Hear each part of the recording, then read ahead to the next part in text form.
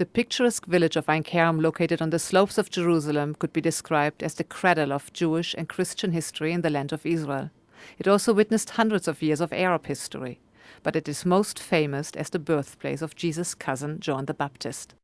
It's the place where the whole Jewish and I would say Christian and maybe even Muslim story started in the land of Israel. From the Jewish point of view, this is the place where even before we had a country here, this was the meeting place of Melchizedek, the Canaanite king of Jerusalem, with Abraham, who is the father of the two religions. And it happened right here in the valley. So this is the beginning of the Jewish village that later on, for many, many years, was an agricultural village for 1,000 years until the Roman destruction of Judea. It is the fourth holiest place in Christianity. Here Mary came pregnant with Jesus to stay with her cousin Elizabeth, who was pregnant with John the Baptist. The story of Mary pregnant with Jesus, coming from Nazareth in the north, going to Bethlehem, which is right here. And in the middle they stop in this village, Ein Karem. She stops with her pregnancy here to meet her cousin, Elizabeth, who is also pregnant with John the Baptist. Both women, cousins, are pregnant.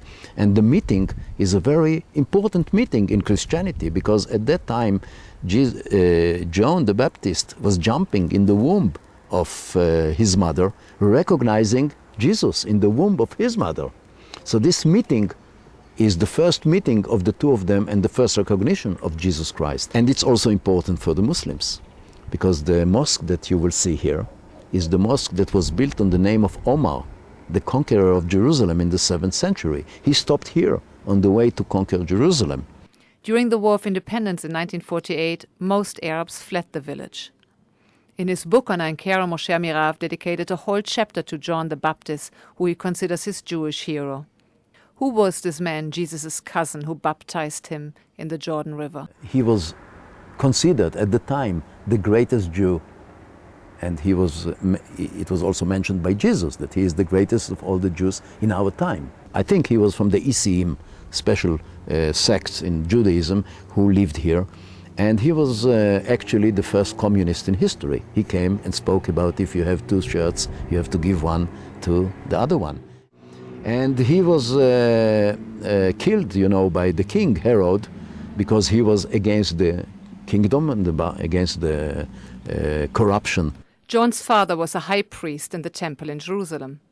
He went to Jerusalem to work in the temple for 1 week and then came back, and he grew in his garden vegetables for another week.